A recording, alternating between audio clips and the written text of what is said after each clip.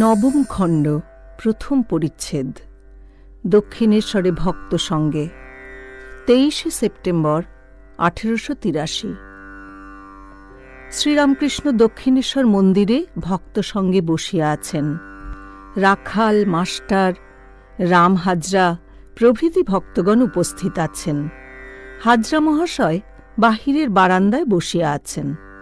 আজ রবিবার, 23 সেপ্টেম্বর 1883, ভাদ্র কৃষ্ণা সপ্তমী। নিত্যগোপাল, তারক প্রভৃতি ভক্তগণ রামের বাড়িতে থাকেন। তিনি তাহাদের যত্ন করিয়া রাখিয়াছেন। রাখাল মাঝে মাঝে শ্রীযুক্ত অধর সেনের বাড়িতে গিয়া থাকেন। নিত্যগোপাল সর্বদাই ভাবে বিভোর। তারকেরও অবস্থা অন্তর্মুখ। তিনি লোকের সঙ্গে আজকাল বেশি কথা কন না। ঠাকুর এইবার নরেন্দ্রের কথা কহিতেছেন। শ্রীরামকৃষ্ণ একজন ভক্তের প্রতি: নরেন্দ্র তোমাকেও লাইক করে না। মাস্টারের প্রতি: কই, অধরের বাড়ির নরেন্দ্র এলো না কেন? একাধারে নরেন্দ্রের কত গুণ, গাইতে বাজাতে, লেখাপড়ায়। সেদিন কাপ্তেনের গাড়িতে এখান থেকে যাচ্ছিল। কাপ্তেন অনেক করে বললে তার কাছে বসতে। নরেন্দ্র ওধারে গিয়ে বসল। কাপ্তেনের দিকে ফিরে চেয়েও দেখলে না। শুধু পাণ্ডিত্যে কি হবে, সাধন ভজন চাই। দেশের গৌরী পণ্ডিতও ছিল, সাধকও ছিল। শাক্ত সাধক। মার ভাবে মাঝে মাঝে উন্মত্ত হয়ে যেত। মাঝে মাঝে বলতো, হারে রে রে নিরালম্ব লম্বোদর জননী কং জামি শরণম। তখন পণ্ডিতেরা কেঁচো হয়ে যেত। আমিও আবিষ্ট হয়ে যেতুম। আমার খাওয়া দেখে বলতো, তুমি ভৈরবী নিয়ে সাধন করেছ। একজন কর্তাভজা নিরাকারের ব্যাখ্যা করলে। নিরাকার অর্থাৎ নীরের আকার। গৌরী তাই শুনে মহা রেগে গেল। প্রথম প্রথম একটু গোঁড়া শাক্ত ছিল। তুলসী পাতা দুটো কাঠি করে তুলত, ছুঁত না। সকলের হাস্য। তারপর বাড়ি গেল। বাড়ি থেকে ফিরে এসে আর অমন করে নাই। আমি একটি তুলসী গাছ কালীঘরের সম্মুখে পুঁতেছিলাম, মরে গেল। পাঠা বলি যেখানে হয় সেখানে নাকি হয় না। গৌরী বেশ সব ব্যাখ্যা করত। এ ওই ব্যাখ্যা করত, এ শিষ্য, ওই তোমার ইষ্ট। আবার রাবণের 10 মুণ্ড বলতো 10 ইন্দ্রিয়। তমগুণে কুম্ভকর্ণ, রজগুণে রাবণ, সত্যগুণে বিভীষণ। তাই বিভীষণ রামকে লাভ করেছিল। ঠাকুর মধ্যাহ্নে সেবার পর একটু বিশ্রাম করিতেছেন। কলিকাতা হইতে রাম, তারক অর্থাৎ শিবানন্দ প্রভৃতি ভক্তগণ আসিয়া উপস্থিত হইলেন। ঠাকুরকে প্রণাম করিয়া তাঁহারা মেঝেতে বসিলেন। মাস্টারও মেঝেতে বসিয়া আছেন। রাম বলিতেছেন, আমরা খোল বাজনা শিখিতেছি। শ্রীরামকৃষ্ণ রামের প্রতি: নিত্যগোপাল বাজাতে শিখেছে? রাম: না, অমনি একটু সামান্য বাজাতে পারে। শ্রীরামকৃষ্ণ: তারক? রাম: সে অনেকটা পারবে। শ্রীরামকৃষ্ণ: তাহলে আর অত মুখ নিচু করে থাকবে না। একটা দিকে খুব মন দিলে ঈশ্বরের দিকে তত থাকে না। রাম: আমি মনে করি আমি যে শিখছি কেবল সংকীর্তনের জন্য। শ্রীরামকৃষ্ণ মাস্টারের প্রতি: তুমি নাকি গান শিখেছ? মাস্টার সহাস্যে: আজ্ঞে না, অমনি আ করি। শ্রীরামকৃষ্ণ: তোমার ওটা অভ্যাস আছে? থাকে তো বলো না। আর কাজ নাই জ্ঞান বিচারে, দে মা পাগল করে। দেখো, ওইটে আমার ঠিক ভাব। হাজরা মহাশয় কারু কারু সম্বন্ধে ঘৃণা প্রকাশ করিতেন। শ্রীরামকৃষ্ণ রাম প্রভৃতি ভক্তদের প্রতি: ওদেশে একজনের বাড়ি প্রায় সর্বদাই গিয়ে থাকতাম। তারা সমবয়সী। তারা সেদিন এসেছিল। এখানে 2-3 দিন ছিল। তাদের মা ঐরূপ সকলকে ঘৃণা করত। শেষে সেই মার পায়ের খিল কিরকম করে খুলে গেল, আর পা পচতে লাগল। ঘরে এত পচাগন্ধ হল যে লোকে ঢুকতে পারত না। হাজরাকে তাই ওই কথা বলি, কারুকে নিন্দা করো না। বেলা প্রায় 4টা হইল। ঠাকুর ক্রমে মুখ প্রক্ষালনাদি করিবার জন্য ঝাউতলায় গেলেন।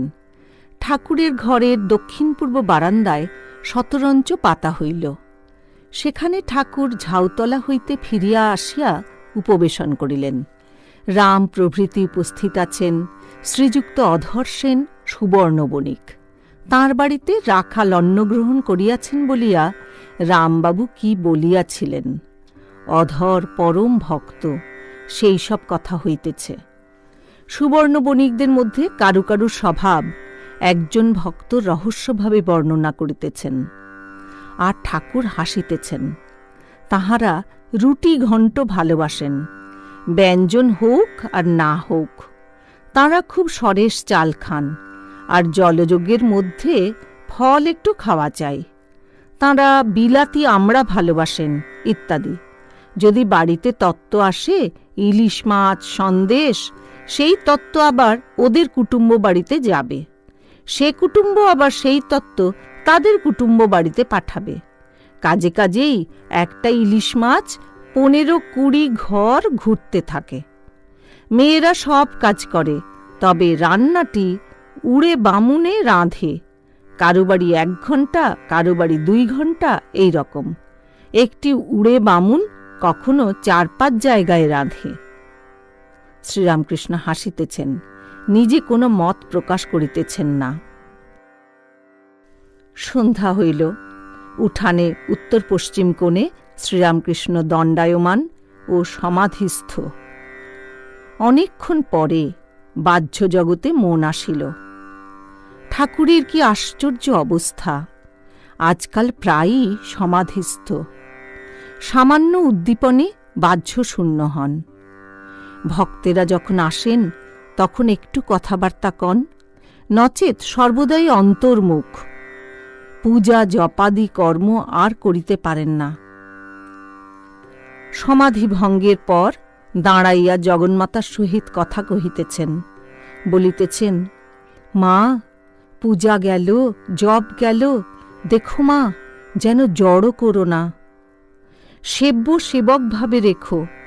মা, যেন কথা কইতে পারি, যেন তোমার নাম করতে পারি, আর তোমার নাম গুণ কীর্তন করব, গান করব মা।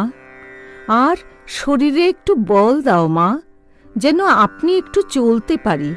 যেখানে তোমার কথা হচ্ছে, যেখানে তোমার ভক্তরা আছে, সেই সব জায়গায় যেতে পারি।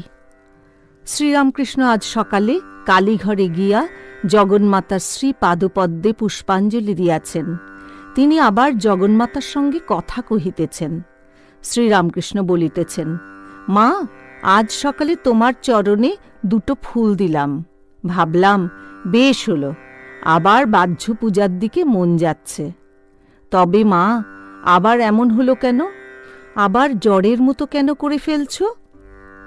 ভাদ্র কৃষ্ণা সপ্তমী, এখনো চন্দ্র উদয় হয় নাই। রজনী তমসাচ্ছন্ন। শ্রীরামকৃষ্ণ এখনো ভাবাবিষ্ট। সেই অবস্থাতেই নিজের ঘরের ছোট খাটটিতে বসিলেন। আবার জগন্মাতার সঙ্গে কথা কহিতেছেন। এইবার বুঝি ভক্তদের বিষয় মাকে কি বলিতেছেন। ঈশান মুখোপাধ্যায়ের কথা বলিতেছেন। ঈশান বলিয়াছিলেন, আমি ভাটপাড়ায় গিয়া গায়ত্রীর পুরস্চরণ করিব। শ্রীরামকৃষ্ণ তাঁকে বলিয়াছিলেন যে কলিকালে বেদমত চলে না। জীবের অন্নগত প্রাণ, আয়ু কম, দেহবুদ্ধি বিষয়বুদ্ধি একেবারে যায় না। তাই ঈশানকে মাতৃভাবে তন্ত্রমতে সাধন করিতে উপদেশ দিয়াছিলেন। আর ঈশান বলেছিলেন, যিনি ব্রহ্ম তিনিই মা, তিনিই আদ্যাশক্তি। ঠাকুর ভাবাবিষ্ট হইয়া বলিতেছেন, আবার গায়ত্রীর পুরস্চরণ? এ চাল থেকে ও চালে লাফ? এ ওকে ও কথা বলে দিলে আপনার মনে করছে? আচ্ছা, একটু পুরস্চরণ করবে। মাস্টারের প্রতি, আচ্ছা, আমার এসব কি বাইয়ে না ভাবে? মাস্টার অবাক হইয়া দেখিতেছেন যে ঠাকুর শ্রীরামকৃষ্ণ জগন্মাতার সঙ্গে এইরূপ কথা কহিতেছেন। তিনি অবাক হইয়া দেখিতেছেন। ঈশ্বর আমাদের অতি নিকটে, বাহিরে আবার অন্তরে। অতি নিকটে না হলে শ্রীরামকৃষ্ণ চুপি চুপি তাঁর সঙ্গে কেমন করে কথা করছেন। নবম খণ্ড, দ্বিতীয় পরিচ্ছেদ। দক্ষিণেশ্বরে শ্রীরামকৃষ্ণ, রাখাল প্রভৃতি ভক্ত সঙ্গে। ঠাকুর শ্রীরামকৃষ্ণ দক্ষিণেশ্বরে কালী মন্দিরের সম্মুখে চাতালের উপর উপবিষ্ট জগন্মাতাকে কালী প্রতিমা মধ্যে দর্শন করিতেছেন। কাছে মাস্টার প্রভৃতি ভক্তেরা বসিয়া আছেন। আজ 26শে সেপ্টেম্বর 1883 খ্রিস্টাব্দ, ভাদ্র কৃষ্ণা দশমী, বৈকাল বেলা। কিয়ৎক্ষণ পূর্বে ঠাকুর বলিতেছেন, ঈশ্বরের সম্বন্ধে কিছু হিসাব করবার জো নাই, তার অনন্ত ঐশ্বর্য। মানুষ মুখে কি বলবে? একটা পিঁপড়ে চিনির পাহাড়ের কাছে গিয়ে একদানা চিনি খেলে তার পেট ভরে গেল। তখন সে ভাবছে, এইবার এসে সব পাহাড়টা গর্তের ভিতর নিয়ে যাব। তাকে কি বোঝা যায়? তাই আমার বিড়ালের ছানার ভাব, মা যেখানে রেখে দেয়। আমি কিছু জানি না। ছোট ছেলে মার কত ঐশ্বর্য তা জানে না। শ্রীরামকৃষ্ণ কালী মন্দিরের চাতালে বসিয়া স্তব করিতেছেন। ওমা, ওমা, ওঙ্কার রূপিণী মা, এরা কত কি বলে মা, কিছু বুঝতে পারি না, কিছু জানি না মা। শরণাগত, শরণাগত, কেবল এই করো যেন তোমার শ্রী পাদপদ্মে শুদ্ধা ভক্তি হয় মা, আর যেন তোমার ভুবনমোহিনী মায়ায় মুগ্ধ করো না মা। শরণাগত, শরণাগত। ঠাকুর বাড়ির আরতি হইয়া গেল। শ্রীরামকৃষ্ণ ছোট খাটটিতে বসিয়া আছেন, মহেন্দ্র মেঝেতে বসিয়া আছেন। মহেন্দ্র পূর্বে পূর্বে শ্রীযুক্ত কেশব সেনের ব্রাহ্মসমাজে সর্বদা যাইতেন। ঠাকুরকে দর্শনাবধি আর তিনি সেখানে যান না। শ্রীরামকৃষ্ণ সর্বদা জগৎমাতার সহিত কথা কন, তাহা দেখিয়া তিনি অবাক হইয়াছেন, আর তাহার সর্বধর্ম সমন্বয়ের কথা শুনিয়া ও ঈশ্বরের জন্য ব্যাকুলতা দেখিয়া মুগ্ধ হইয়াছেন। মহেন্দ্র ঠাকুরের কাছে প্রায় 2 বৎসর যাতায়াত করিতেছেন ও তাঁহার দর্শন ও কৃপা লাভ করিতেছেন।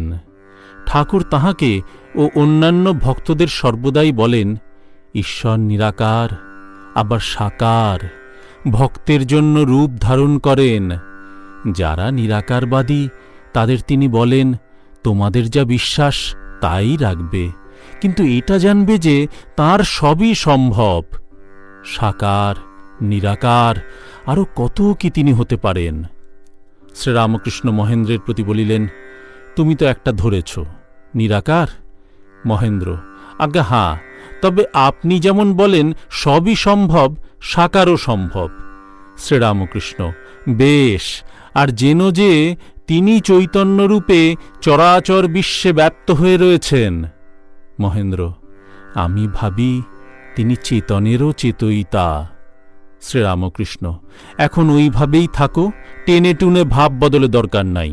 ক্রমে জানতে পারবে যে ওই চৈতন্য তাঁরই চৈতন্য, তিনি চৈতন্য স্বরূপ। আচ্ছা, তোমার টাকা ঐশ্বর্য এতে টান আছে? মহেন্দ্র, না, তবে নিশ্চিন্ত হওয়ার জন্য, নিশ্চিন্ত হয়ে ভগবান চিন্তা করবার জন্য। শ্রীরামকৃষ্ণ, তা হবে বই কি। মহেন্দ্র, লোভ না। শ্রীরামকৃষ্ণ, হাঁ তা বটে, তাহলে তোমার ছেলেদেরকে দেখবে। তোমার যদি অকর্তা জ্ঞান হয় তাহলে ছেলেদের উপায় কি হবে? মহেন্দ্র, শুনেছি কর্তব্য থাকতে জ্ঞান হয় না, কর্তব্য মার্তণ্ড। শ্রীরামকৃষ্ণ, এখন ওইভাবে থাকো, তারপর যখন আপনি সেই কর্তব্যবোধ যাবে তখন আলাদা কথা। সকলেই কিয়ৎকাল চুপ করিয়া রহিলেন। মহেন্দ্র, কত জ্ঞানের পর সংসার, সে সজ্ঞানে মৃত্যু, ওলা ওঠা। শ্রীরামকৃষ্ণ, রাম রাম। মৃত্যু সময় জ্ঞান থাকলে খুব যন্ত্রণা বোধ হয়, যেমন কলেরাতে হয়। এই কথা বুঝি মহেন্দ্র বলছেন? অবিদ্যার সংসার দাবানল তুল্য, তাই বুঝি ঠাকুর রাম রাম বলিতেছেন? মহেন্দ্র, অন্য লোক তবু বিকারের রোগী, অজ্ঞান হয়ে যায়, মৃত্যু যন্ত্রণা বোধ থাকে না। শ্রীরামকৃষ্ণ: দেখো না, টাকা থাকলেই বা কি হবে? জয়গোপাল সেন: অত টাকা আছে, কিন্তু দুঃখ করে ছেলেরা তেমন মানে না। মহেন্দ্র: সংসারে কি শুধু দারিদ্র্যই দুঃখ? এদিকে 6 রিপু, তারপর রোগ, শোক। শ্রীরামকৃষ্ণ: আবার মান সম্ভ্রম, লোকমান্য হবার ইচ্ছা। আচ্ছা, আমার কি ভাব? মহেন্দ্র: ঘুম ভাঙলে মানুষের যা যা হবার তাই, ঈশ্বরের সঙ্গে সদা যোগ। শ্রীরামকৃষ্ণ: তুমি আমায় স্বপ্নে দেখো? মহেন্দ্র: হাঁ, অনেকবার। শ্রীরামকৃষ্ণ: কিরূপ? কিছু উপদেশ দিতে দেখো? মহেন্দ্র চুপ করিয়া আছেন।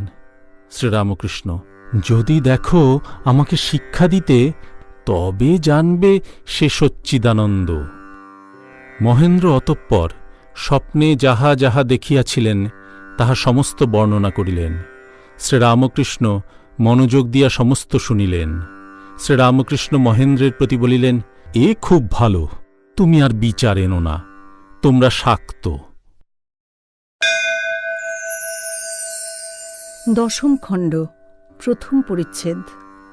শ্রীরামকৃষ্ণ অধরের বাড়ি দুর্গাপূজা মহোৎসবে। শ্রীযুক্ত অধরের বাড়িতে নবমী পূজার দিনে ঠাকুর দালানে শ্রীরামকৃষ্ণ দণ্ডায়মান। সন্ধ্যার পর শ্রী শ্রী দুর্গার আরতি দর্শন করিতেছেন। অধরের বাড়ি দুর্গাপূজা মহোৎসব, তাই তিনি ঠাকুরকে নিমন্ত্রণ করিয়া আনিয়াছেন। আজ বুধবার 10ই অক্টোবর 1883 খ্রিস্টাব্দ, 24শে আশ্বিন। শ্রীরামকৃষ্ণ ভক্ত সঙ্গে আসিয়াছেন। তন্মধ্যে বলরামের পিতা ও অধরের বন্ধু অবসরপ্রাপ্ত স্কুল ইন্সপেক্টর সারদাবাবু আসিয়াছেন। অধর প্রতিবেশী ও আত্মীয়দের পূজা উপলক্ষে নিমন্ত্রণ করিয়াছেন, তাহারাও অনেকে আসিয়াছেন। শ্রীরামকৃষ্ণ সন্ধ্যার আরতি দর্শন করিয়া ভাবাবিষ্ট হইয়া ঠাকুর দালানে দাঁড়াইয়া আছেন। ভাবাবিষ্ট হইয়া মাকে গান শুনাইতেছেন। অধর গৃহীভক্ত, আবার অনেক গৃহীভক্ত উপস্থিত, ত্রিতাপে তাপিত। তাই বুঝি শ্রীরামকৃষ্ণ সকলের মঙ্গলের জন্য জগৎমাতাকে স্তব করিতেছেন। তারও তারিণী, এবার তারও তরিত করিয়ে, তপন তনয় ত্রাসে ত্রাসিত যায় মা প্রাণী। জগত অম্বে জনপালিনী জনমোহিনী জগত জননী। যশোদা জঠরে জনম লইয়ে সহায় হরি লীলায়। বৃন্দাবনে রাধা বিনোদিনী ব্রজবল্লভ বিহারকারিণী। রাসরঙ্গিনী রসময়ী হয়ে রাস করিলে লীলা প্রকাশ। গিরিজা গোপজা গোবিন্দ মোহিনী তুমি মা গঙ্গে গতিদায়নী। গান্ধার্বিকে গৌরবরণী গাওয়ে গোলকে গুণ তোমার। শিবে সনাতনী সর্বাণী ঈশানী সদানন্দময়ী সর্বস্বরূপিণী। সগুণা নির্গুণা সদা শিবপ্রিয়ে, কে জানে মহিমা তোমার। শ্রীরামকৃষ্ণ অধরের বাড়ির দ্বিতল বৈঠকখানায় গিয়া বসিয়াছেন। ঘরে অনেক নিমন্ত্রিত ব্যক্তি আসিয়াছেন। বলরামের পিতা ও সারদাবাবু প্রভৃতি কাছে বসিয়া আছেন। ঠাকুর এখনও ভাবাবিষ্ট। নিমন্ত্রিত ব্যক্তিদের সম্বোধন করিয়া বলিতেছেন, ও বাবুরা, আমি খেয়েছি, এখন তোমরা নিমন্ত্রণ খাও। অধরের নৈবেদ্য পূজা মা গ্রহণ করিয়াছেন। তাই কি শ্রীরামকৃষ্ণ জগৎমাতার আবেশে বলিতেছেন, আমি খেয়েছি, এখন তোমরা প্রসাদ পাও? ঠাকুর জগন্মাতাকে ভাবাবিষ্ট হইয়া বলিতেছেন, মা, আমি খাব না তুমি খাবে? মা কারুণানন্দ রূপিণী। শ্রীরামকৃষ্ণ কি জগন্মাতাকে ও আপনাকে এক দেখিতেছেন? যিনি মা, তিনিই কি সন্তান রূপে লোকশিক্ষার জন্য অবতীর্ণ হইয়াছেন? তাই কি ঠাকুর আমি খেয়েছি বলছেন? এইবার ভাবাবেশে দেহের মধ্যে ষটচক্র, তার মধ্যে মাকে দেখিতেছেন। তাই আবার ভাবে বিভোর হইয়া গান গাইতেছেন। ভুবন ভুলাইলি মা হরমোহিনী, মূলাধারে মহৎপলে বিনা বাদ্য বিনোদিনী। শরীর শারীর যন্ত্রে সুষুম্নাদি ত্রয়ত্রন্তে, গুণভেদে মহামন্ত্রে 3 গ্রাম সঞ্চারিণী। আধার ভৈরবাকার সরদলে শ্রীরাগার, মণিপুরেতে মল্লার বসন্তে হৃদ প্রকাশিনী। বিশুদ্ধ হিন্দোল সুরে কর্ণাটক আজ্ঞাপুরে, তান মান লয় সুরে ত্রিসপ্ত সুরভেদিনী। মহামায়া মোহপাশে বদ্ধ কর অনায়াসে, তত্ত্বলয়ে তত্ত্বাকাশে স্থির আছে সৌদামিনী। শ্রীনন্দ কুমার কয়, তত্ত্ব না নিশ্চয় হয়, তব তত্ত্ব গুণত্রয় কাকি মুখ আচ্ছাদিনী। আবার গান গাইতেছেন। ভাব কি ভেবে পরাণ গেল, যার নামে হরে কাল পদে মহাকাল, তাঁর কেন কালরূপ হল। কালরূপ অনেক আছে, এ বড় আশ্চর্য কাল, যাঁরে হৃদমাঝারে রাখলে পরে হৃদপদ্ম করে আলো। নামে কালী রূপে কালী, কালো হতেও অধিক কালো। ওরূপ যে দেখেছে সে মজেছে, অন্য রূপ লাগে না ভালো। প্রসাদ বলে কুতূহলে, এমন মেয়ে কোথায় ছিল, না দেখে নাম শুনে কানে মন গিয়ে তাই লিপ্ত হল। অভয়ার শরণাগত হলে সকল ভয় যায়, তাই বুঝি ভক্তদের অভয় দিতেছেন ও গান গাহিতেছেন। অভয় পদে প্রাণ সঁপেছি, আমি আর কি যমের ভয় রেখেছি। কালী নাম কল্পতরু হৃদয়ে রোপণ করেছি, আমি দেহ বেচে ভবের হাটে দুর্গা নাম কিনে এনেছি। দেহের মধ্যে 6 জন কুজন, তাদের ঘরে দূর করেছি। এবার সমন এলে হৃদয় খুলে দেখাবো তাই বসে আছি। কালী নাম মহামন্ত্র আত্মশির শিখায় বেঁধেছি, রামপ্রসাদ বলে দুর্গা বলে যাত্রা করে বসে আছি। শ্রীযুক্ত সারদাবাবু পুত্রশোকে অভিভূত, তাই তাঁর বন্ধু অধর তাহাকে ঠাকুরের কাছে লইয়া আসিয়াছেন। তিনি গৌরাঙ্গ ভক্ত, তাহাকে দেখিয়া শ্রীরামকৃষ্ণের শ্রী গৌরাঙ্গের উদ্দীপন হইয়াছে। ঠাকুর গাহিতেছেন, আমার অঙ্গ কেন গৌর হল। এইবার শ্রী গৌরাঙ্গের ভাবে আবিষ্ট হইয়া গান গাহিতেছেন, বলিতেছেন, সারদাবাবু এই গান বড় ভালোবাসেন। ভাব হবে বই কিরে, ভাবনিধি শ্রী গৌরাঙ্গের। ভাবে হাসে কাঁদে নাচে গায়, বন দেখে বৃন্দাবন ভাবে। সুরধ্বনি দেখে শ্রীযমুনা ভাবে, গোরা ফুকরি ফুকরি কান্দে। যার অন্ত কৃষ্ণ বহির গৌর, গোরা আপনার পা আপনি ধরে। ঠাকুর আবার গাহিতেছেন, পাড়ার লোকে গোল করে মা, আমায় বলে গৌর কলঙ্কিনী। একি কইবার কথা কইব কোথা, লাজে মোলাম ওগো প্রাণ সজনী। একদিন শ্রীবাসের বাড়ি, কীর্তনের ধুম হুড়াহুড়ি। গৌরচাঁদ দিন গড়াগড়ি, শ্রীবাস আঙিনায়। আমি একপাশে দাঁড়িয়েছিলাম, একপাশে নৌকায়ে। আমি পড়লাম অচেতন হয়ে, চেতন করায় শ্রীবাসের রমণী। একদিন কাজীর দলন, গৌর করেন নগর কীর্তন। চণ্ডালাদি যতেক যবন গৌর সঙ্গেতে। হরিবোল হরিবোল বলে চলে যান নদীর বাজার দিয়ে। আমি তাদের সঙ্গে গিয়ে দেখেছিলাম রাঙা চরণ দুখানি। একদিন জাহ্নবীর তটে গৌরচাঁদ দাঁড়ায়ে ঘাটে, চন্দ্র সূর্য উভয়েতে গৌরঙ্গেতে। দেখে গৌর রূপের ছবি, ভুলে গেল শাক্ত শৈবী। আমার কলসি পড়ে গেল দৈবী, দেখেছিল পাপ ননদিনী। বলরামের পিতা বৈষ্ণব, তাই বুঝি এবার শ্রীরামকৃষ্ণ গোপীদের উদ্ভ্রান্ত প্রেমের গান গাহিতেছেন। শ্যামের নাগাল পেলাম না লোসই, আমি কি সুখে ঘরে রই। শ্যাম যদি মোর হতো মাথার চুল, যতন করে বাঁধতুম বেনি সই দিয়ে বকুল ফুল। শ্যাম যদি মোর কঙ্কন হতো, বাহু মাঝে সতত রহিত, কঙ্কন নাড়া দিয়ে চলে যেতুম সই, বাহু নাড়া দিয়ে।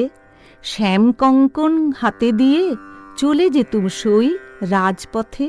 শ্যাম যখন বাজায় তার বাঁশি, আমি তখন জল্লোতে যমুনায় আসি।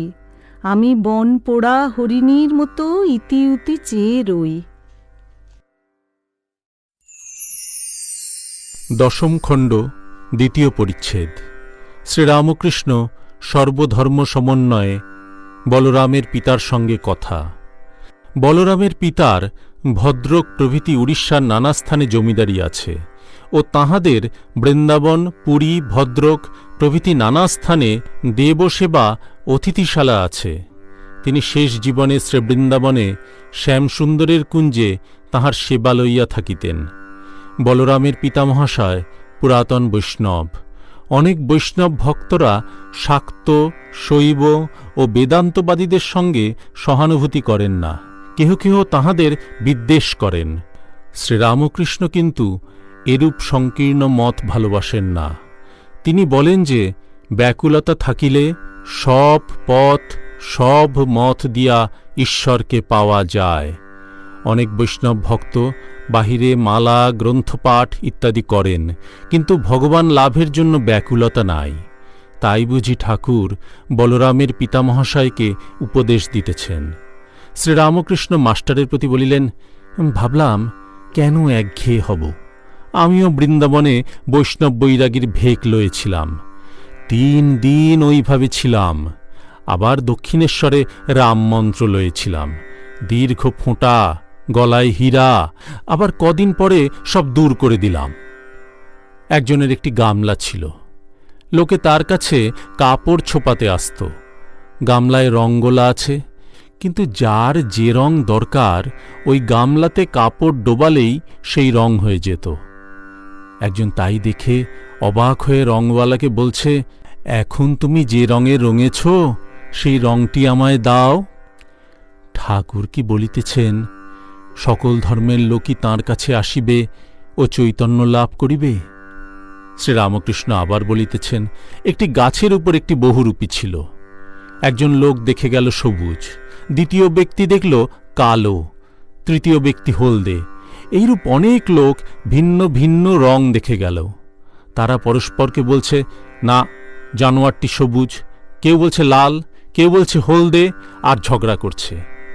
তখন গাছতলায় একটি লোক বসেছিল, তার কাছে সকলে গেল। সে বললে, আমি এই গাছতলায় রাত দিন থাকি, আমি জানি এইটি বহুরূপী, ক্ষণে ক্ষণে রং বদলায়, আবার কখনো কখনো কোনো রং থাকে না। শ্রীরামকৃষ্ণকে বলিতেছেন যে ঈশ্বর সগুণ, নানা রূপ ধরেন, আবার নির্গুণ, কোনো রং নাই, বাক্য মনের অতীত। আর তিনি ভক্তিযোগ, জ্ঞানযোগ সব পথ দিয়াই ঈশ্বরের মাধুর্য রস পান করেন।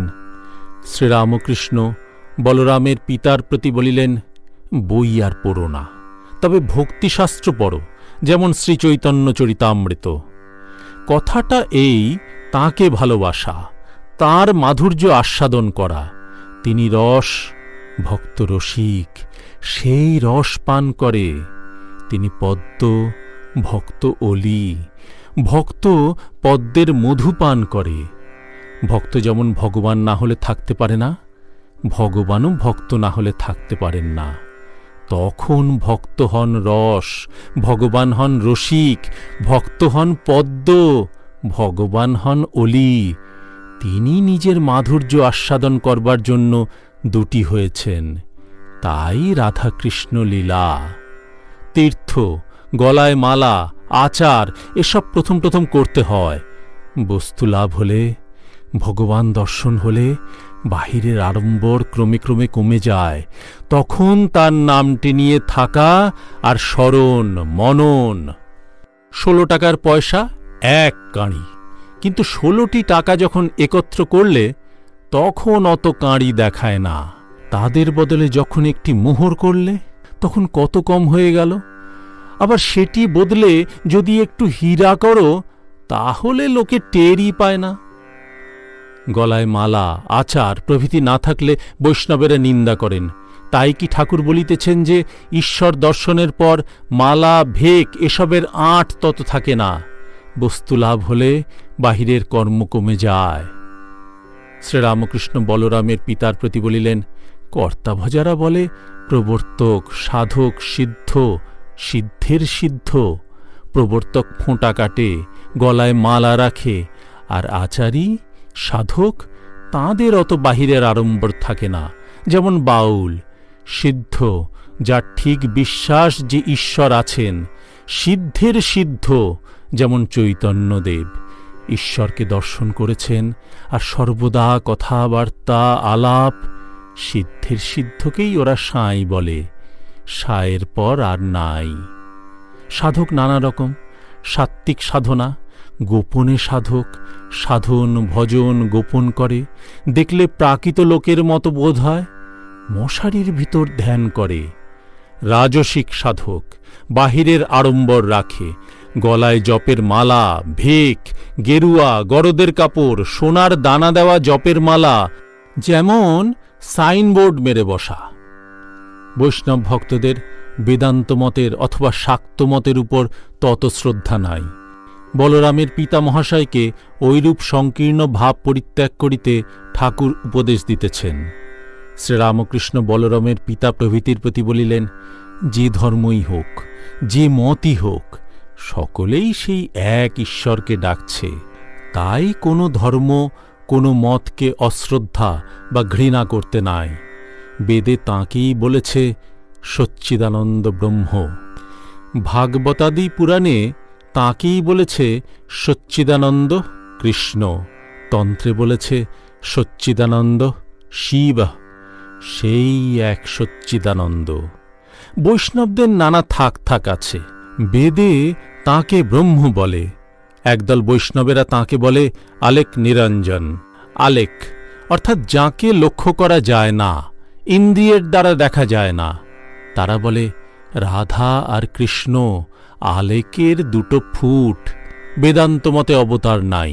বেদান্তবাদীরা বলে রাম কৃষ্ণ এরা সচ্চিদানন্দ সাগরের দুটি ঢেউ। এক বই তো দুই নাই। যে যা বলে, যদি আন্তরিক ঈশ্বরকে ডাকে তার কাছে নিশ্চয়ই পৌঁছিবে, ব্যাকুলতা থাকলেই হল। শ্রীরামকৃষ্ণ ভাবে বিভোর হইয়া ভক্তদের এই সকল কথা বলিতেছিলেন।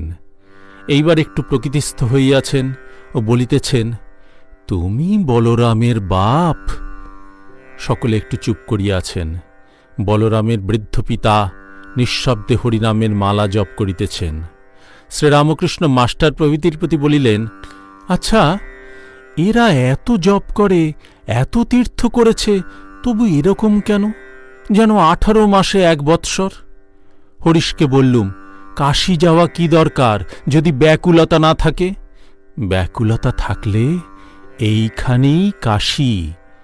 এত তীর্থ, এত জপ করে, হয় না কেন? ব্যাকুলতা নাই। ব্যাকুল হয়ে তাঁকে ডাকলে তিনি দেখা দেন। যাত্রার গোড়ায় অনেক খচমচ করে, তখন শ্রীকৃষ্ণকে দেখা যায় না। তারপর নারদ ঋষি যখন ব্যাকুল হয়ে বৃন্দাবনে এসে বীণা বাজাতে বাজাতে ডাকে আর বলে, প্রাণ হে গোবিন্দ মম জীবন, তখন কৃষ্ণ আর থাকতে পারেন না। রাখালদের সঙ্গে সামনে আসেন আর বলেন, ধবলি রও, ধবলি রও।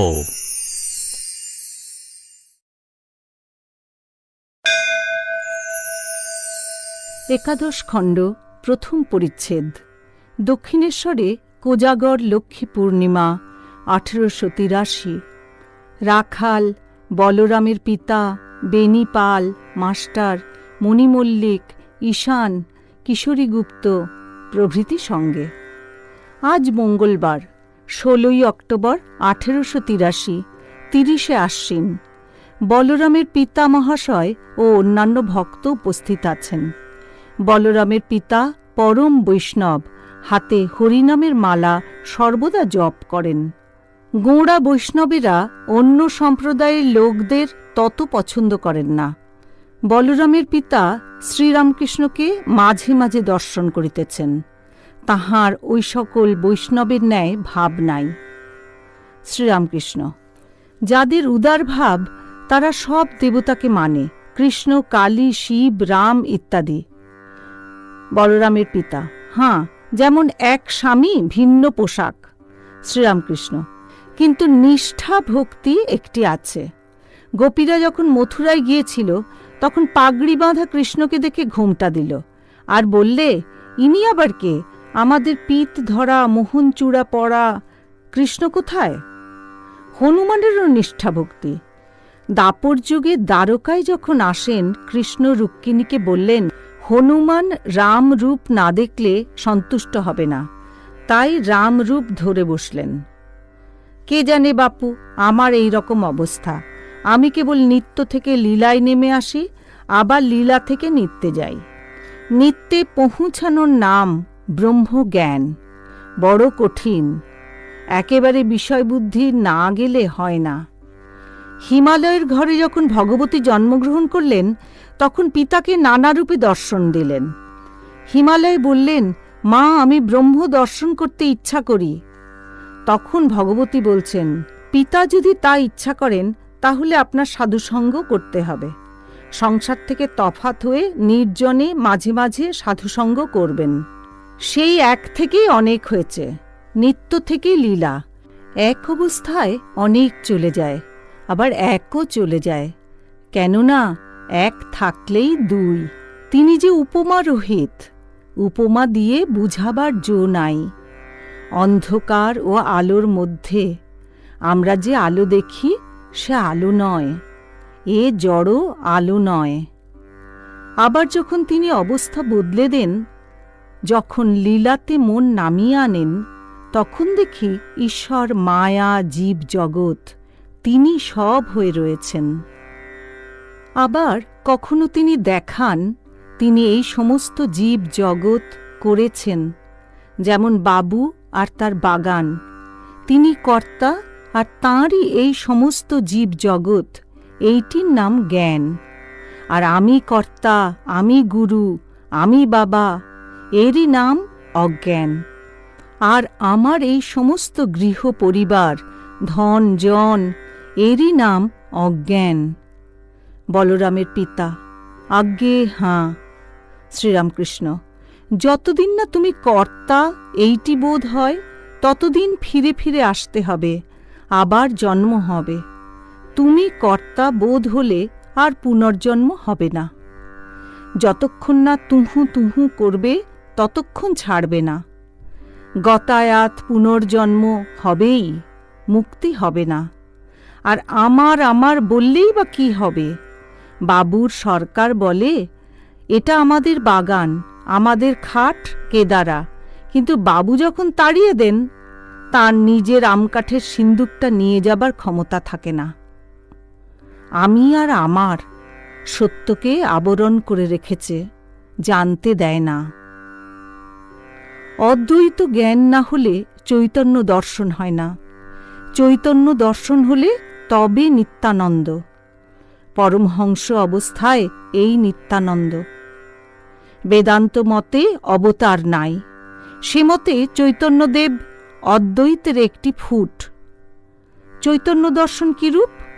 এক একবার চীনে দেশলাই জেলে অন্ধকার ঘরে যেমন হঠাৎ আলো। ভক্তিমতে অবতার। কর্তা ভজা মেয়ে আমার অবস্থা দেখে বলে গেল, বাবা, ভিতরে বস্তুলাভ হয়েছে, অত নেচো টেচো না। আঙুর ফল তুলোর উপর যতন করে রাখতে হয়। পেটে ছেলে হলে শাশুড়ি ক্রমে ক্রমে খাটতে দেয় না। ভগবান দর্শনের লক্ষণ ক্রমে ক্রমে কর্মত্যাগ হয়। এই মানুষের ভিতর মানুষ রতন আছে। আমার খাওয়ার সময় সে বলতো, বাবা তুমি খাচ্ছ না কাউকে খাওয়াচ্ছ? এই আমি জ্ঞানী আবরণ করে রেখেছে। নরেন্দ্র বলেছিল, এ আমি যত যাবে তার আমি তত আসবে। কেদার বলে, কুম্ভের ভিতরের মাটি যতখানি থাকবে ততখানি এদিকে জল কমবে। কৃষ্ণ অর্জুনকে বলেছিলেন, ভাই, অষ্টসিদ্ধির একটা সিদ্ধি থাকলে আমায় পাবে না। একটু শক্তি হতে পারে, গুটিকা সিদ্ধি, ঝাড়ানো ফোকানো, ঔষধ দেওয়া ব্রহ্মচারী, তবে লোকের একটু উপকার হয়, কেমন? তাই মার কাছে আমি কেবল শুদ্ধা ভক্তি চেয়েছিলাম, সিদ্ধাই চাই নাই। বলরামের পিতা, বেণীপাল, মাস্টার, মণি মল্লিক প্রভৃতিকে এই কথা বলিতে বলিতে শ্রীরামকৃষ্ণ সমাধিস্থ হইলেন। বাহ্যশূন্য চিত্রার্পিতের ন্যায় বসিয়া আছেন। সমাধি ভঙ্গের পর শ্রীরামকৃষ্ণ গান গাহিতেছেন। হলাম যার জন্য পাগল, তারে কই পেলাম সই। এইবার শ্রীযুক্ত রামলালকে গান গাইতে বলিতেছেন। তিনি গাইতেছেন প্রথমেই গৌরাঙ্গ সন্ন্যাস। কি দেখিলাম রে কেশব ভারতীর কুটিরে, অপরূপ জ্যোতি শ্রী গৌরাঙ্গ মূরতি, দুনয়নে প্রেম বহে শতধারে। গৌরমত্ত মাতঙ্গের প্রায় প্রেমাবেশে নাচে গায়, কভু ধরাতে লুটায় নয়ন জলে ভাসে রে। কাঁদে আর বলে, হরি স্বর্গমর্ত ভেদ করি সিংহ রবে রে। আবার দন্তে তৃণলয়ে কৃতাঞ্জলি হয়ে দাস্য মুক্তি যাচেন দ্বারে দ্বারে। চৈতন্যদেবের এই পাগল প্রেমোন্মাদ অবস্থা বর্ণনার পর ঠাকুরের ইঙ্গিতে রামলাল আবার গোপীদের উন্মাদ অবস্থা গাইতেছেন। ধরোনা ধরোনা রথচক্র, রথ কি চক্রে চলে? যে চক্রের চক্রী হরি, যাঁর চক্রে জগৎ চলে। আবার গাহিতেছেন, নবনীরদ বর্ণ কিসে গণ্য শ্যামচাঁদ রূপ হেরে। করেতে বাঁশি অধরে হাসি, রূপে ভুবন আলো করে। একাদশ খণ্ড, দ্বিতীয় পরিচ্ছেদ। অস্পৃশ্য জাতি হরিনামে শুদ্ধ। হরিভক্তি হইলে আর জাতি বিচার থাকে না। শ্রীযুক্ত মণিমল্লিককে বলিতেছেন, তুমি তুলসীদাসের সেই কথাটি বলো তো। মণিমল্লিক, চাতক, তৃষ্ণায় ছাতি ফেটে যায়। গঙ্গা, যমুনা, সরজু, আরও কত নদী ও তড়াগ রয়েছে, কিন্তু কোনো জল খাবে না। কেবল ৭ নক্ষত্রের বৃষ্টির জলের জন্য হাঁ করে থাকে।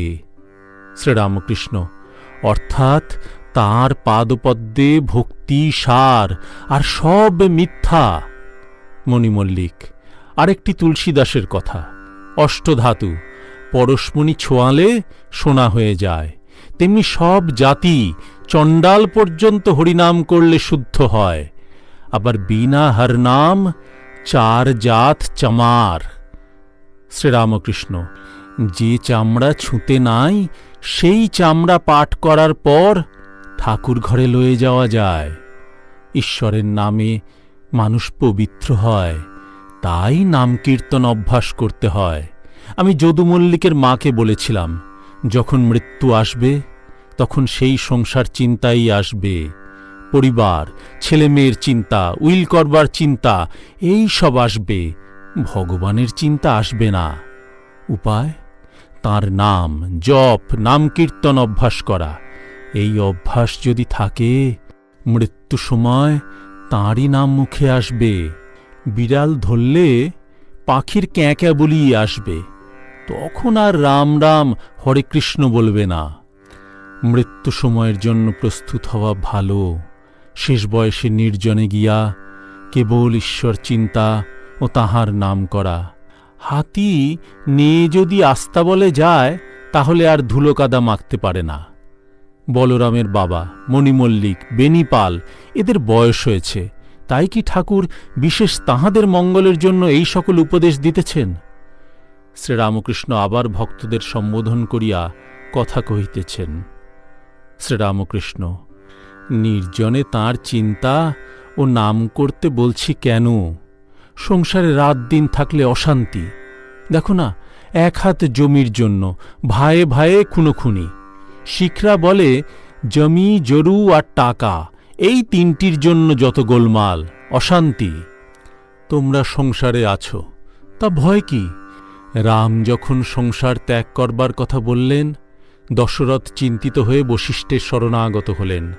বশিষ্ঠ রামকে বললেন, রাম, তুমি কেন সংসার ত্যাগ করবে? আমার সঙ্গে বিচার করো। ঈশ্বর ছাড়া কি সংসার? কি ত্যাগ করবে?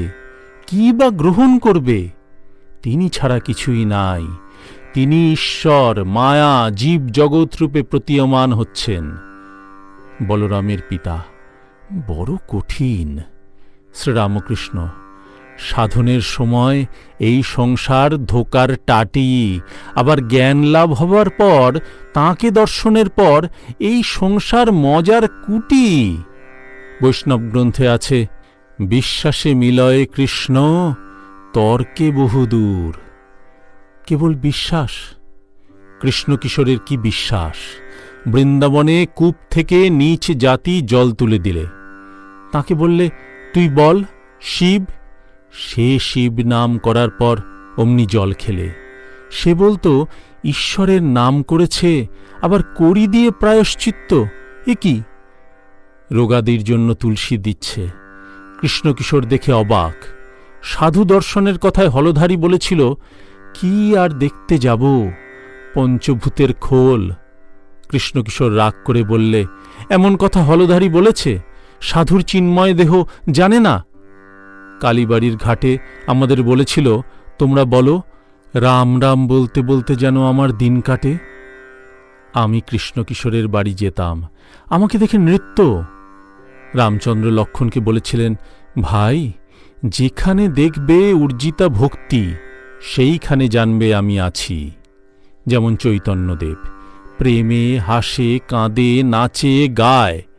চৈতন্যদেব অবতার, ঈশ্বর অবতীর্ণ। শ্রীরামকৃষ্ণ গান গাইতেছেন, ভাব হবে বই কি রে, ভাবনিধি শ্রী গৌরাঙ্গের, ভাবে হাসে, কাঁদে, নাচে, গান, ফুকুরি ফুকুরি কান্দে। একাদশ খণ্ড, তৃতীয় পরিচ্ছেদ। দক্ষিণেশ্বর মন্দিরে ভক্ত সঙ্গে শ্রীরামকৃষ্ণ, নৃত্য ও ভাবাবিষ্ট। বলরামের পিতা মণি মল্লিক, বেণী পাল প্রভৃতি বিদায় গ্রহণ করিতেছেন। সন্ধ্যার পর কাঁসারিপাড়ার হরিসভার ভক্তেরা আসিয়াছেন। তাহাদের সঙ্গে শ্রীরামকৃষ্ণ মত্ত মাতঙ্গের ন্যায় নৃত্য করিতেছেন। নৃত্যের পর ভাবাবিষ্ট বলছেন, আমি খানিকটা আপনি যাব। কিশোরী ভাবাবস্থায় পদসেবা করিতে যাইতেছেন। শ্রীরামকৃষ্ণ কারুকে স্পর্শ করিতে দিলেন না। সন্ধ্যার পর ঈশান আসিয়াছেন। শ্রীরামকৃষ্ণ বসিয়া আছেন, ভাবাবিষ্ট। কিছুক্ষণ পরে ঈশানের সঙ্গে কথা কহিতেছেন। ঈশানের ইচ্ছা গায়ত্রীর পুরস্চরণ করা। শ্রীরামকৃষ্ণ ঈশানের প্রতি, তোমার যা মনোগত তাই করো, মনে আর সংশয় নাই তো? ঈশান, আমি একরকম প্রায়শ্চিত্তের মতো সংকল্প করেছিলাম। শ্রীরামকৃষ্ণ, এ পথে অর্থাৎ আগমের পথে কি তা হয় না? যিনি ব্রহ্ম তিনি শক্তি কালী। আমি কালী ব্রহ্ম জেনে মর্ম ধর্মাধর্ম সব ছেড়েছি। ঈশান, চণ্ডীর স্তবে আছে, ব্রহ্মই আদ্যাশক্তি, ব্রহ্মশক্তি অভেদ। শ্রীরামকৃষ্ণ, এইটি মুখে বললে হয় না, ধারণা যখন হবে তখন ঠিক হবে। সাধনার পর চিত্তশুদ্ধি হলে ঠিক বোধ হবে তিনিই কর্তা, তিনি মন প্রাণ বুদ্ধিরূপা, আমরা কেবল যন্ত্রস্বরূপ। পঙ্কেবদ্ধ কর করি, পঙ্গুরে লঙ্ঘাও গিরি। চিত্তশুদ্ধি হলে বোধ হবে পুরশ্চরণাদি কর্ম তিনিই করান। যাঁর কর্ম সেই করে, লোকে বলে করি আমি। তাঁকে দর্শন হলে সব সংশয় মিটে যায়। তখন অনুকূল হাওয়া বয়। অনুকূল হাওয়া বইলে মাঝি যেমন পাল তুলে দিয়ে হালটি ধরে বসে থাকে আর তামাক খায়, সেইরূপ ভক্ত নিশ্চিন্ত হয়। ঈশান চলিয়া গেলে শ্রীরামকৃষ্ণ মাস্টারের সহিত একান্তে কথা কহিতেছেন। জিজ্ঞাসা করিতেছেন, নরেন্দ্র, রাখাল, অধর, হাজরা, এদের তোমার কিরূপ বোধ হয়, সরল কিনা? আর আমাকে তোমার কিরূপ বোধ হয়? মাস্টার বলিতেছেন, আপনি সরল আবার গভীর, আপনাকে বুঝা বড় কঠিন। শ্রীরামকৃষ্ণ হাসিতেছেন।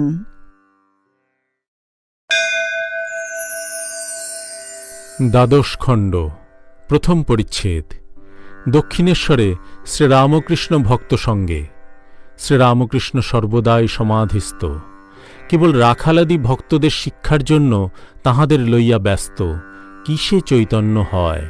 তাহার ঘরের পশ্চিমের বারান্দায় সকালবেলা বসিয়া আছেন। আজ ৪ঠা পৌষ, মঙ্গলবার, অগ্রহায়ণ চতুর্থী, 18ই ডিসেম্বর 1883 খ্রিস্টাব্দ। দেবেন্দ্রনাথ ঠাকুরের ভক্তি ও বৈরাগ্যের কথায় তিনি তাহার প্রশংসা করিতেছেন। রাখালাদি ছোকরা ভক্তদের দেখিয়া বলিতেছেন, তিনি ভালো লোক, কিন্তু যারা সংসারে না ঢুকিয়া ছেলেবেলা থেকে সুখদেবাদির মতো অহর্নিশি ঈশ্বরের চিন্তা করে, কৌমার বৈরাগ্যবান, তারা ধন্য। সংসারী লোকেদের একটা না একটা কামনা বাসনা থাকে, এদিকে ভক্তিও বেশ দেখা যায়। সেজবাবু কি একটা মোকদ্দমায় পড়েছিল, মা কালীর কাছে আমায় বলছে, বাবা এই অর্ঘ্যটি মাকে দাও তো। আমি উদার মনে দিলাম। রতির মার এদিকে কত ভক্তি, প্রায় এসে কত সেবা। রতির মা বৈষ্ণবী। কিছুদিন পরে যেই দেখলে আমি মা কালীর প্রসাদ খাই, অমনি আর এলো না। একঘেয়ে, লোককে দেখলে প্রথম প্রথম চেনা যায় না, কিন্তু কেমন বিশ্বাস যে আমি দিলেই হবে। শ্রীরামকৃষ্ণ ঘরের ভিতর পূর্ব দিকের দরজার নিকট বসিয়া আছেন। শীতকাল, গায়ে মোলস্কিনের র্যাপার। হঠাৎ সূর্য দর্শন ও সমাধিস্থ, নিমেষ শূন্য, বাহ্য শূন্য। এই কি গায়ত্রী মন্ত্রের সার্থকতা! তৎসবিতুর্ণবরেণ্যং ভর্গদেবস্য ধীমহি। অনেকক্ষণ পর সমাধিভঙ্গ হইল। রাখাল, হাজরা, মাস্টার প্রভৃতি কাছে বসিয়া আছেন। শ্রীরামকৃষ্ণ হাজরার প্রতি বলিলেন, সমাধি ভাব প্রেমের বটে। ওদেশে শ্যামবাজারে নটবর গোস্বামীর বাড়িতে কীর্তন হচ্ছিল। শ্রীকৃষ্ণ ও গোপীগণ দর্শন করে সমাধিস্থ হলাম। বোধ হল আমার লিঙ্গ শরীর অর্থাৎ সূক্ষ্ম শরীর শ্রীকৃষ্ণের পায়ে পায়ে বেড়াচ্ছে। জোড়াসাঁকো হরিসভায় ঐরূপ কীর্তনের সময় সমাধি হয়ে বাহ্য শূন্য। সেদিন দেহত্যাগের সম্ভাবনা ছিল। শ্রীরামকৃষ্ণ স্নান করিতে গেলেন। স্নানান্তর ওই গোপী প্রেমেরই কথা বলিতেছেন। মণি প্রভৃতির প্রতি বলিলেন, গোপীদের ওই টানটুকু নিতে হয়, এইসব গান গাইবে। সখী, সে বন কত দূর, যেখানে আমার শ্যাম সুন্দর আর চলিতে যে নারী। আরো গান, ঘরে যাবই যে না গো, যে ঘরে কৃষ্ণ নামটি করা দায় সঙ্গী নিয়া। দ্বাদশ খণ্ড, দ্বিতীয় পরিচ্ছেদ। ঠনঠনে সিদ্ধেশ্বরী মন্দিরে শ্রীরামকৃষ্ণ। শ্রীরামকৃষ্ণ রাখালের জন্য সিদ্ধেশ্বরীকে ডাব চিনি মানিয়াছেন। মণিকে বলিতেছেন, তুমি ডাব চিনির দাম দিবে। বৈকালে শ্রীরামকৃষ্ণ রাখাল, মণি প্রভৃতির সঙ্গে ঠনঠনে সিদ্ধেশ্বরী মন্দির অভিমুখে গাড়ি করিয়া আসিতেছেন। পথে শিমুলিয়া বাজার, সেখানে ডাব চিনি কেনা হইল। মন্দিরে আসিয়া ভক্তদের বলিতেছেন, একটা ডাব কেটে চিনি দিয়ে মার কাছে দাও। যখন মন্দিরে আসিয়া পৌঁছিলেন, পূজারীরা বন্ধু লইয়া মা কালীর সম্মুখে তাস খেলিতেছিলেন। ঠাকুর দেখিয়া ভক্তদের বলিতেছেন, দেখেছ এসব স্থানে তাস খেলা? এখানে ঈশ্বর চিন্তা করতে হয়। এইবার শ্রীরামকৃষ্ণ যদু মল্লিকের বাটিতে আসিয়াছেন। তাহার সঙ্গে অনেকগুলি বাবু বসিয়া আছেন। যদু বলিতেছেন, এসো এসো। পরস্পর কুশল প্রশ্নের পর শ্রীরামকৃষ্ণ কথা কহিতেছেন। শ্রীরামকৃষ্ণ সহাস্যে, তুমি অত ভাঁড় মোসায়েব রাখো কেন? যদু সহাস্যে, তুমি উদ্ধার করবে বলে। সকলের হাস্য। শ্রীরামকৃষ্ণ, মোসাহেবেরা মনে করে বাবু তাদের টাকা ঢেলে দেবে, কিন্তু বাবুর কাছে আদায় করা বড় কঠিন। একটা শৃগাল একটা বলদকে দেখে তার সঙ্গ আর ছাড়ে না, সে চড়ে বেড়ায়, ওটাও সঙ্গে সঙ্গে। শৃগালটা মনে করেছে ওর অন্ডের কোষ ঝুলছে, সেইটে কখনো না কখনো পড়ে যাবে আর আমি খাব। বলদটা কখনো ঘুমোয়, সেও কাছে শুয়ে ঘুমোয়, আর যখন উঠে চড়ে বেড়ায় সেও সঙ্গে সঙ্গে থাকে। কতদিন এই রূপে যায়, কিন্তু কোষটা পড়ল না, তখন সে নিরাশ হয়ে চলে গেল। সকলের হাস্য। মোসাহেবদের এইরূপই অবস্থা। যদু ও তাহার মাতা ঠাকুরানী শ্রীরামকৃষ্ণ ও ভক্তদের জল সেবা করাইলেন। দ্বাদশ খণ্ড, তৃতীয় পরিচ্ছেদ। শ্রীরামকৃষ্ণ মণি সঙ্গে। জ্ঞান ভক্তি কি দুই হয় না? বুধবার 19 ডিসেম্বর 1883 খ্রিস্টাব্দ, বেলা 9টা হইয়া গিয়াছে।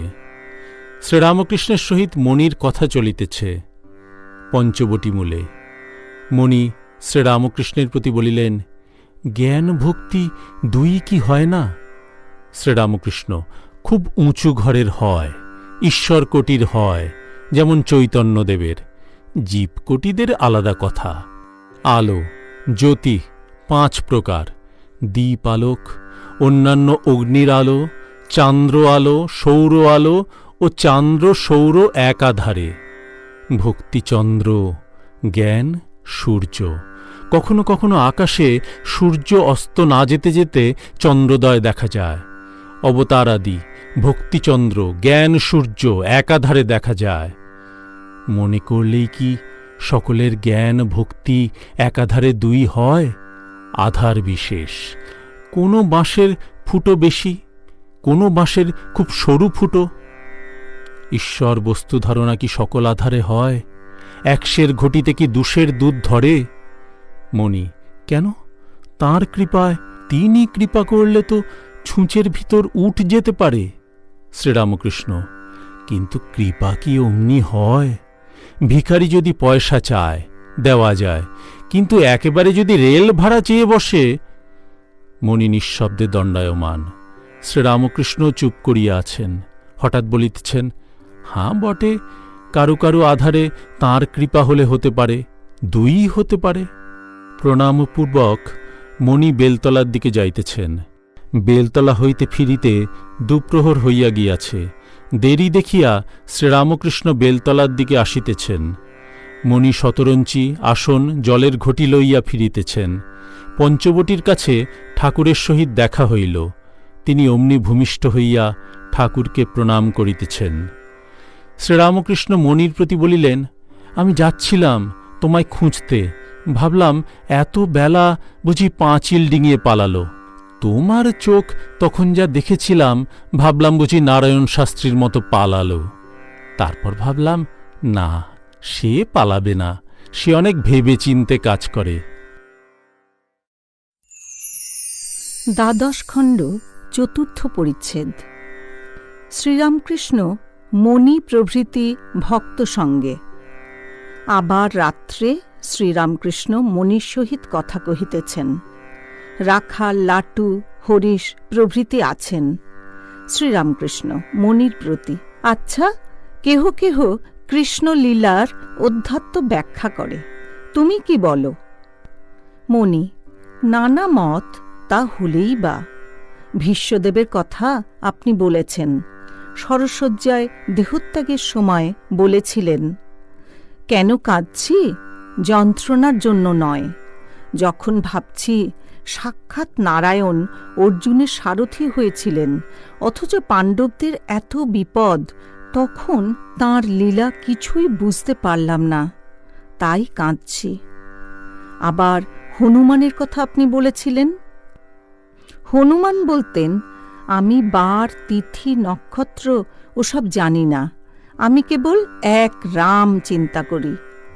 আপনি তো বলেছেন দুটি জিনিস বই তো আর কিছু নাই, ব্রহ্ম আর শক্তি। আর বলেছেন জ্ঞান অর্থাৎ ব্রহ্ম জ্ঞান হলে ওই দুইটি এক বোধ হয়, যে একের দুই নাই। শ্রীরামকৃষ্ণ: হাঁ বটে। চিজ নেবে তা কাঁটাবন দিয়েই হোক আর ভালো রাস্তা দিয়ে চলে গিয়েই হোক। নানা মত বটে। ন্যাংটা বলতো মতের জন্য সাধু সেবা হলো না। এক জায়গায় ভাণ্ডারা হচ্ছিল, অনেক সাধু সম্প্রদায়, সবাই বলে আমাদের সেবা আগে, তারপর অন্য সম্প্রদায়। কিছুই মীমাংসা হলো না। শেষে সকলে চলে গেল, আর বেশ্যাদের খাওয়ানো হলো। মণি: তোতাপুরি খুব লোক। শ্রীরামকৃষ্ণ: হাজরা বলে অমনি, অর্থাৎ সামান্য। না বাবু, কথায় কাজ নাই। সবাই বলে আমার ঘড়ি ঠিক চলছে। দেখো, নারায়ণ শাস্ত্রীর খুব কিন্তু বৈরাগ্য হয়েছিল। এত বড় পণ্ডিত স্ত্রী ত্যাগ করে নিরুদ্দেশ হয়ে গেল। মন থেকে একেবারে কামিনী কাঞ্চন ত্যাগ করলে তবে যোগ হয়। কারু কারু যোগীর লক্ষণ দেখা যায়। তোমায় ষটচক্রের বিষয়ে কিছু বলে দিতে হবে। যোগীরা ষটচক্র ভেদ করে তাঁর কৃপায় তাঁকে দর্শন করে। ষটচক্র শুনেছ? মণি: বেদান্ত মতে সপ্তভূমি। শ্রীরামকৃষ্ণ: বেদান্ত নয়, বেদমত। ষটচক্র কি রকম জানো? সূক্ষ্ম দেহের ভিতর সব পদ্ম আছে, যোগীরা দেখতে পায়, যেমন মোমের গাছের ফল পাতা।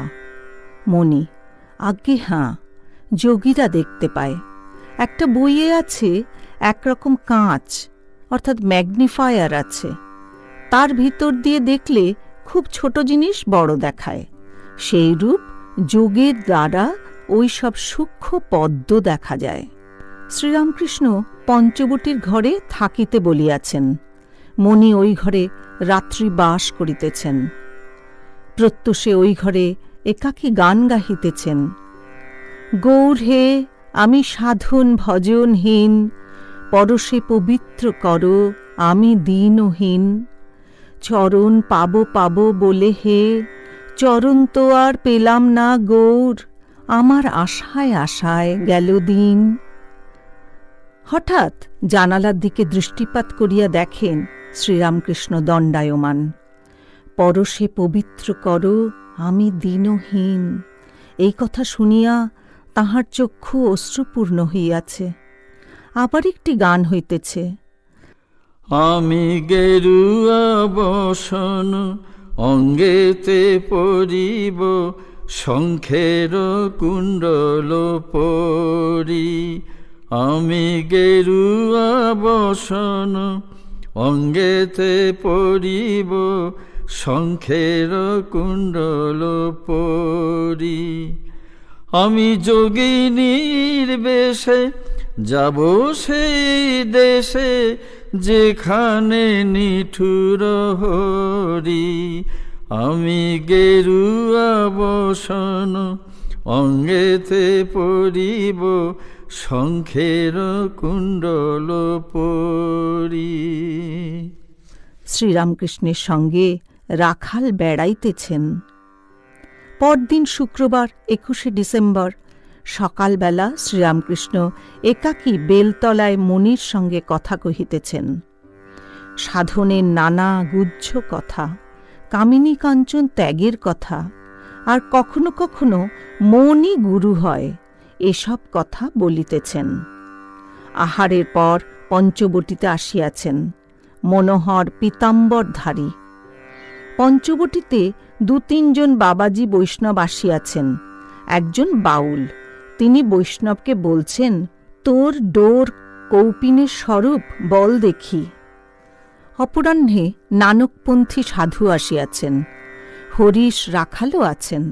সাধু নিরাকারবাদী। ঠাকুর তাহাকে সাকারও চিন্তা করিতে বলিতেছেন। শ্রীরামকৃষ্ণ সাধুকে বলিতেছেন, ডুব দাও, ওপর ওপর ভাসলে রত্ন পাওয়া যায় না। আর ঈশ্বর নিরাকারও বটেন, আবার সাকার। সাকার চিন্তা করলে শীঘ্র ভক্তি হয়, তখন আবার নিরাকার চিন্তা। যেমন পত্র পড়ে নিয়ে সে পত্র ফেলে দেয়, তারপর লেখা অনুসারে কাজ করে। দ্বাদশ খণ্ড, পঞ্চম পরিচ্ছেদ। দক্ষিণেশ্বরে ভক্ত সঙ্গে বলরামের পিতা প্রভৃতি। আজ শনিবার 22 ডিসেম্বর 1883 খ্রিস্টাব্দ। এখন বেলা 9টা হইবে। বলরামের পিতা আসিয়াছেন। রাখাল, হরিশ, মাস্টার, লাটু এখানে বাস করিতেছেন। শ্যামপুকুরের দেবেন্দ্র ঘোষ আসিয়াছেন। শ্রীরামকৃষ্ণ দক্ষিণ পূর্ব বারান্দায় ভক্ত সঙ্গে বসিয়া আছেন। একজন ভক্ত জিজ্ঞাসা করিতেছেন, ভক্তি কিসে হয়? শ্রীরামকৃষ্ণ বলরামের পিতা প্রভৃতি ভক্তদের প্রতি বলিলেন, এগিয়ে পড়ো, 7 দেউড়ির পর রাজা আছেন। সব দেউড়ি পার হয়ে গেলে তবে তো রাজাকে দেখবে। আমি চাণকে অন্নপূর্ণা প্রতিষ্ঠার সময় দ্বারিকাবাবুকে বলেছিলাম, বড় দিঘিতে বড় মাছ আছে, গভীর জলে, চার ফেলো, সেই চারের গন্ধে ওই বড় মাছ আসবে, একবার ঘাই দেবে। প্রেম ভক্তিরূপ চার। ঈশ্বর নরলীলা করেন, মানুষে তিনি অবতীর্ণ হন, যেমন শ্রীকৃষ্ণ, রামচন্দ্র, চৈতন্যদেব। আমি কেশব সেনকে বলেছিলাম যে মানুষের ভিতর তিনি বেশি প্রকাশ। মাঠের আলের ভিতর ছোট ছোট গর্ত থাকে, তাহাদের বলে ঘুঁটি। ঘুঁটির ভিতর মাছ কাঁকড়া জমে থাকে। মাছ কাঁকড়া খুঁজতে গেলে ওই ঘুঁটির ভিতর খুঁজতে হয়। ঈশ্বরকে খুঁজতে হলে অবতারের ভিতর খুঁজতে হয়। ওই 14 পোয়া মানুষের ভিতর জগৎমাতা প্রকাশ হন। গানে আছে, শ্যামামা কি কল করেছে, 14 পোয়া কলের ভিতরই কত রঙ্গ দেখাতেছে। আপনি থাকি কলের ভিতরই, কল ঘুরায়ে ধরে কলডুরি। কল বলে যে আপনি ঘুরি, জানে না কি ঘোরাতেছে। কিন্তু ঈশ্বরকে জানতে হলে, অবতারকে চিনতে গেলে সাধনের প্রয়োজন। দিঘিতে বড় বড় মাছ আছে, চার ফেলতে হয়। দুধেতে মাখন আছে, মন্থন করতে হয়। সরিষার ভিতর তেল আছে, সরিষাকে পিষতে হয়। মেথিতে হাত রাঙা হয়, মেথি বাটতে হয়। ভক্ত শ্রীরামকৃষ্ণের প্রতি বলিলেন, আচ্ছা তিনি সাকার না নিরাকার? শ্রীরামকৃষ্ণ, দাঁড়াও, আগে কলকাতায় যাও, তবে তো জানবে কোথায় গড়ের মাঠ, কোথায় এশিয়াটিক সোসাইটি, কোথায় বাঙাল ব্যাংক। খড়দা বামুনপাড়া যেতে হলে আগে তো খড়দায় পৌঁছতে হবে। নিরাকার সাধনা হবে না কেন? তবে বড় কঠিন। কামিনী কাঞ্চন ত্যাগ না হলে হয় না। বাহিরে ত্যাগ, আবার ভিতরে ত্যাগ। বিষয় বুদ্ধির লেশ থাকলে হবে না। সাকার সাধনা সোজা, তবে তেমন সোজা নয়। নিরাকার সাধনা, জ্ঞানযোগের সাধনা ভক্তদের কাছে বলতে নাই। অনেক কষ্টে একটু ভক্তি হচ্ছে, সব স্বপ্নবৎ বললে ভক্তির হানি হয়। কবীর দাস নিরাকারবাদী, শিব, কালী, কৃষ্ণ এদের মানত না। কবীর বলতো, কালী চালকলা খান। কৃষ্ণ গোপীদের হাততালিতে বানর নাচ নাচতেন। সকলের হাস্য। নিরাকার সাধক হয়তো আগে দশভুজা দর্শন করলে, তারপর চতুর্ভুজ, তারপর দ্বিভুজ, গোপাল, শেষে অখণ্ড জ্যোতি দর্শন করে তাতেই লীন। দত্তাত্রেয়, জড়ভরত ব্রহ্মদর্শনের পর আর ফেরে নাই। এইরূপ আছে। একমতে আছে, সুখদেব সেই ব্রহ্মসমুদ্রের একটি বিন্দুমাত্র আস্বাদ করেছিলেন। সমুদ্রের হিল্লোল কল্লোল দর্শন শ্রবণ করেছিলেন, কিন্তু সমুদ্রে ডুব দেন নাই। একজন ব্রহ্মচারী বলেছিল, কেদারের ওদিকে গেলে শরীর থাকে না। সেইরূপ ব্রহ্মজ্ঞানের পর আর শরীর থাকে না। 21 দিনে মৃত্যু। প্রাচীরের ওপারে অনন্ত মাঠ। 4 জন বন্ধু প্রাচীরের ওপারে কি আছে দেখতে চেষ্টা করলে। এক একজন প্রাচীরের উপরে উঠে ওই মাঠ দর্শন করে হাহা করে হেসে অপর পারে পড়ে যেতে লাগল। 3 জন কোনো খবর দিলে না। একজন শুধু খবর দিলে। তার ব্রহ্মজ্ঞানের পরও শরীর রইল লোকশিক্ষার জন্য, যেমন অবতার আদির। হিমালয়ের ঘরে পার্বতী জন্মগ্রহণ করলেন, আর পিতাকে তার নানান রূপ দেখাতে লাগলেন। হিমালয় বললেন, মা, এসব রূপ তো দেখলাম, কিন্তু তোমার একটি ব্রহ্মস্বরূপ আছে, সেইটি একবার দেখাও। পার্বতী বললেন, বাবা, তুমি যদি ব্রহ্মজ্ঞান চাও তাহলে সংসার ত্যাগ করে সাধুসঙ্গ করতে হবে। হিমালয় কোনো মতে ছাড়েন না। তখন পার্বতী একবার দেখালেন, দেখতেই গিরিরাজ একেবারে মূর্ছিত। এই যা বললুম সব বিচারের কথা। ব্রহ্ম সত্য, জগৎ মিথ্যা, এই বিচার।